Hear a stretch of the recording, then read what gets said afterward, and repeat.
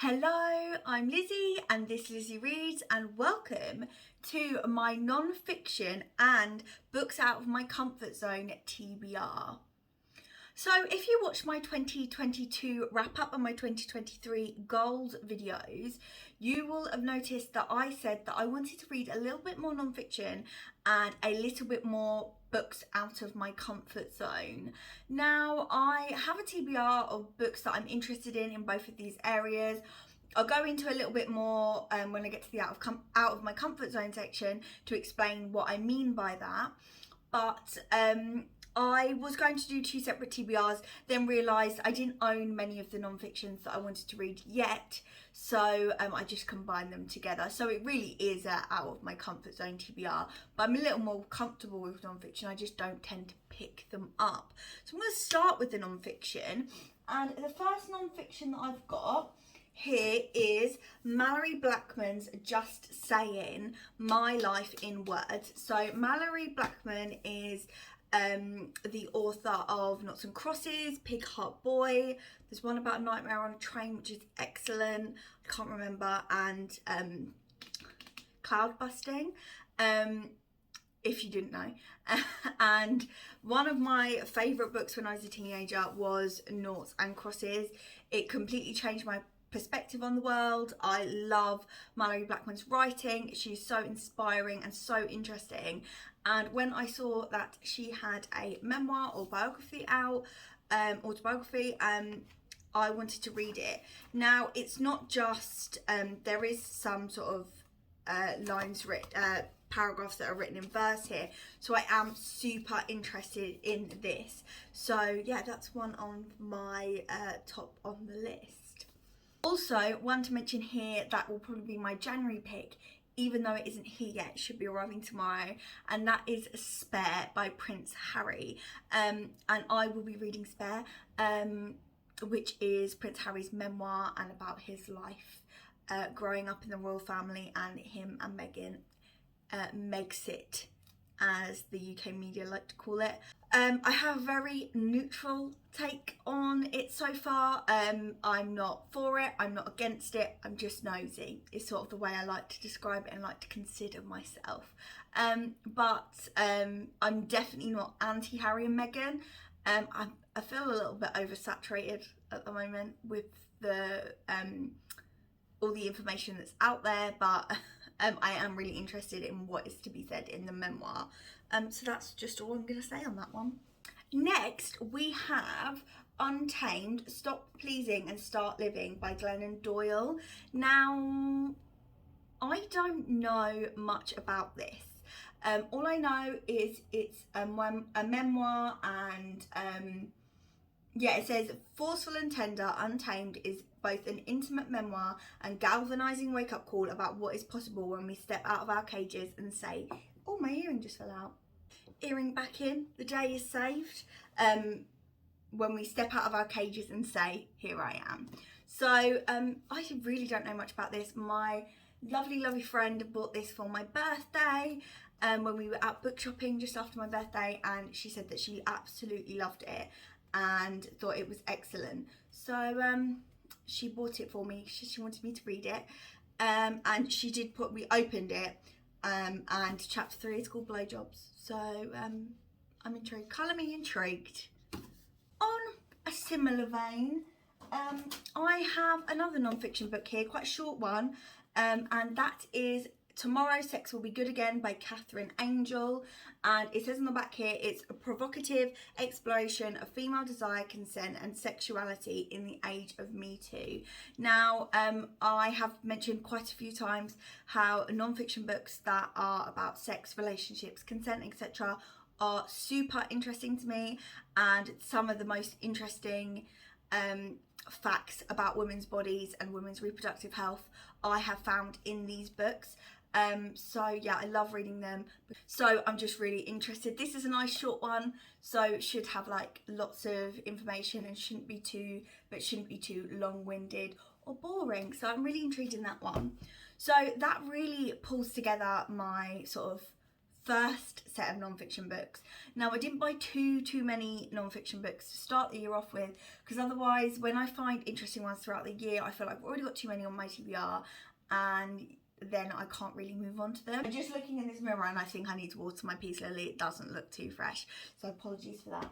But next we're gonna move on to books that I've got in my TBR that are out of my comfort zone. Now, there are quite a few books that I sort of deem as out of my comfort zone. My comfort zone is romance, some fantasy, and like authors and series I've read from before. Like contemporary would be fine. It's not my comfort zone, but it's not out of my comfort zone. It's comfort zone adjacent. Now, mainly when I was sort of setting this goal, it was because I was hearing about all these excellent translated works or literary fiction books that sounded so interesting and so engaging and so what I used to read sort of like 3, 4, 5 years ago, and that I just don't have any interest in anymore. But actually I am interested, I'm just scared, because now everything I read is the same.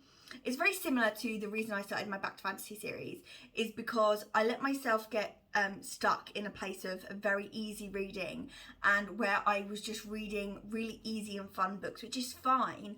I love reading the easy and fun books, but I started to have a little bit of craving for something a little bit more difficult, something to sink my teeth into. And I think because I've been reading more and more romance and less of everything else, I want to keep it balanced. So I'm actually enjoying the romances that I am reading, and then also getting what I need from fantasy books, but also trying some different things and being able to participate in conversations when I hear people talking about more books, because everyone who I know IRL that reads sort of more literary fiction stuff, and although I am never ever embarrassed to say that I read romance and fantasy, I just sometimes would like to have a little bit more to add to a conversation. So I'm going for it. I'm not going to push myself. I've only gone for 1 a month, but I've actually got so many that I'm interested in, so we'll see how we get on. I'll explain how each of them feel out of my comfort zone to me as we go through.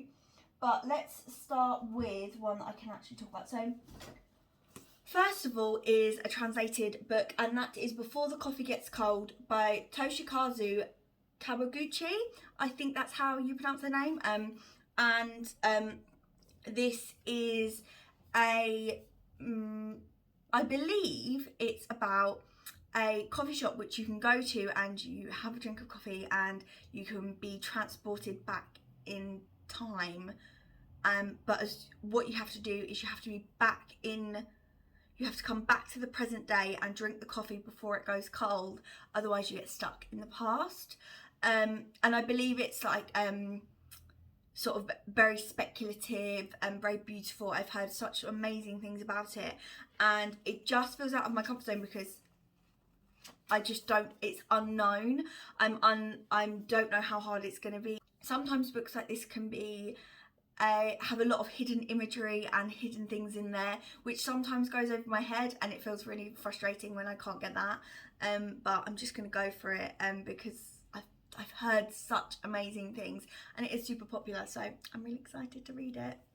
Next, we have one that I actually bought and did start reading, and that is Open Water by Caleb Azuma. I can't read the Nelson, sorry, it's behind the sticker. I picked this up in Waterstones in the middle of last year. I saw it on the counter, I picked it up and I bought it. I thought, yep, I'm gonna have that.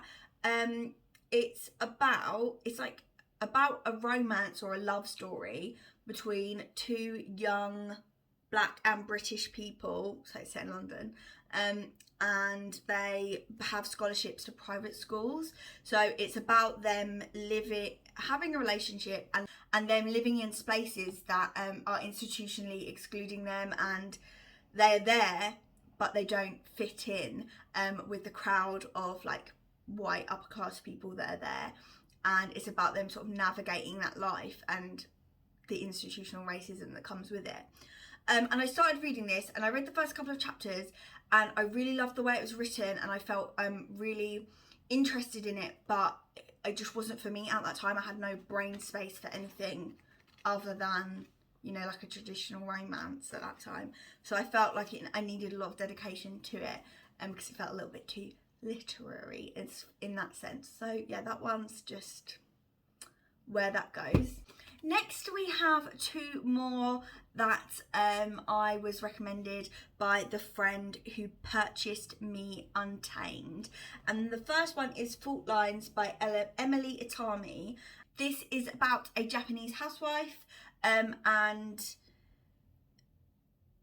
it's about her meeting a man that makes her sort of fall in love with life and living in Tokyo again. And it has sort of like the romancy element, but it's obviously in a very, the way it's presented is in more of a literary light, I'm going to assume. My friend who recommended me this reads a ton of literary fiction, so I just feel like she thought that it might be good to bridge the gap for me, which is very good. Very nice of her, I tell you. The other book that she recommended me, the other book that when we were in the bookshops, she said she loved this book, and I have no idea what it's about. I picked it up because it's got a pink cover and she said she liked it, and I fancy trying something different, is This One Sky Day by Leone Ross. Or Leonie Ross. I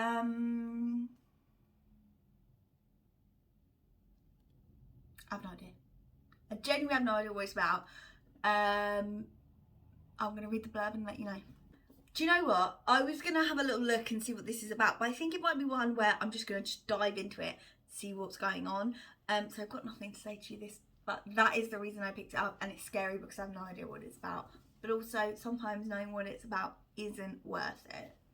Next up we have An American Marriage by Ta'ari Jones. Now, I've heard amazing things about it, and it's really scary to me because everyone talks about how much they love it. And it's definitely always floating around in many literary fiction circles.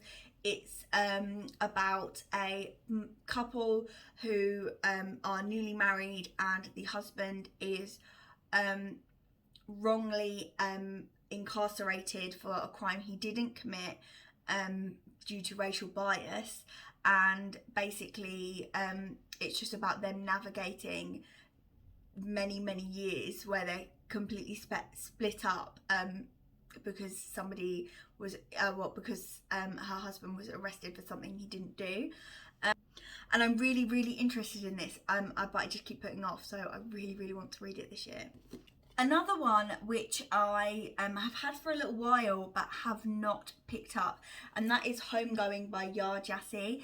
And this is about two sisters who go off into two very different lives. So one of them is sold into slavery, and the other is passing as a white woman and is a slave owner's wife.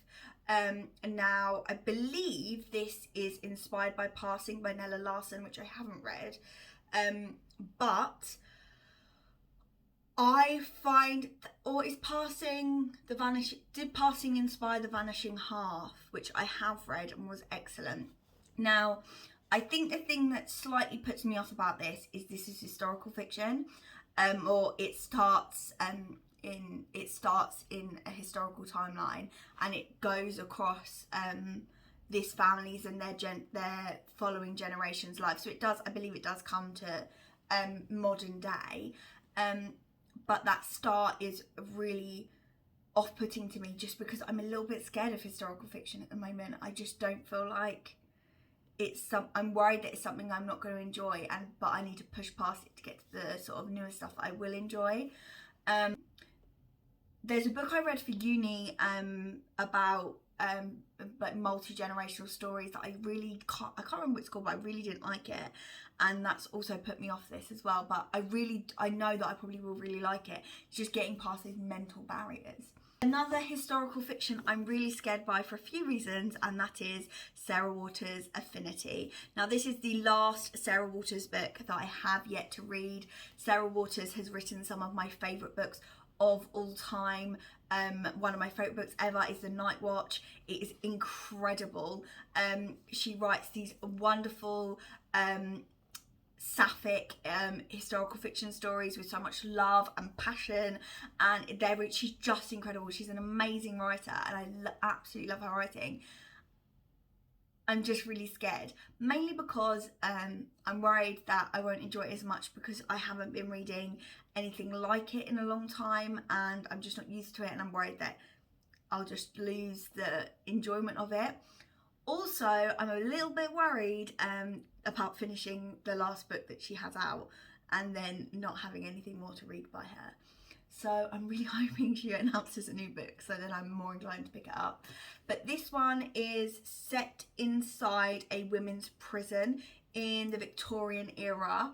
And this is like a bit creepy, a bit spooky, got a little bit elements to it. And I just love Sarah Waters' writing, so I'm really excited to read this. Another historical fiction that I've got is The Ghost Road by Pat Barker. This is the third book in the Regeneration series. I read the first book in the Regeneration series at A-level, and then we read it again a few years ago wanting to continue the series. Now, this is about it starts in a war hospital treating soldiers for shell shock, or being sort of like defunct, not wanting to leave the war because they don't believe in the war, and it's covers so many interesting things, and it's so beautiful, but it requires a hell of a lot of concentration from me personally. So I'm a bit scared of it, but I'm going to read it. I'm going to finish this series this year. And then last, it's actually a classic. Now, I haven't committed myself to many classics this year because I tend to not enjoy them. The only classic I really love, other than like children's stories, is Pride and Prejudice, and that's because I've read it so many times. First time I read it for school, I hated it. I absolutely detested it. Now it's one of my favourite books. I love it so much. It's just so cosy and lovely, and it's now so easy for me to read because I did spend all that time studying it. It felt so difficult when I was 16, and now it feels just like so easy. It's one of my favourites. I am interested to reread Jane Eyre actually, because I really hated Jane Eyre when I did that at A-level, and I've never read it again. So I wonder if I would like that one more, except I still feel annoyed by the whole, I just find now thinking about what happens in the story a bit boring, in some places a bit annoying, but I wonder if I read it again I'd feel differently. I didn't love Wuthering Heights. I found it really frustrating and kind of boring, so not the best track record with classics, but I would really love to read Orlando by Virginia Woolf, and my reason being for this is because I have been to Knoll Park, which is a National Trust place in England, and one of the most beautiful places to go for a walk. It's lovely. It's kind of near me. It's not near, but I can get to it very easily, and we've been there a few times. And Knoll House is where Virginia Woolf has set Orlando, because when Virginia Woolf was alive, it was owned by the Sackville West family. Rita Sackville West, was Virginia Woolf's lover. So it's sometimes based on that. Orlando is about a young nobleman called Orlando who one day wakes up as a woman. And it's supposed to be super interesting and engaging. I'm really intrigued in it. It's just getting past that barrier. I have read the first 42 pages, but I don't really remember them, so I will try and go back. I might just sort of work my way through really slowly, annotating, and see how I feel. But it would be really great if I could read a classic. I would be so happy. So those are all of the books out of my comfort zone. I think a lot of it is to do with my expectations on myself and how I feel like I'm going to read them. But I'm trying to like not push it, not do too much. Even with the non-fictions, I'm not going to force it. If I'm not there, I'm not ready, I'm not going to, put too much pressure on myself. I'm hoping to get a little bit ahead in the first few months of the year, because this is when I feel like I'm most interested in reading books like this, and then if I slack a bit later in the year, it's not too bad. But we'll see. It's a big old stack. It's not quite the entire year's worth of books, so there is plenty more time. So if you have a non-fiction which you absolutely adore, or a literary fiction, or a classic that you love, let me know and I can look at adding it to my TBR. No promises though. Thank you so much for watching, and I will chat to you in the next one. Goodbye.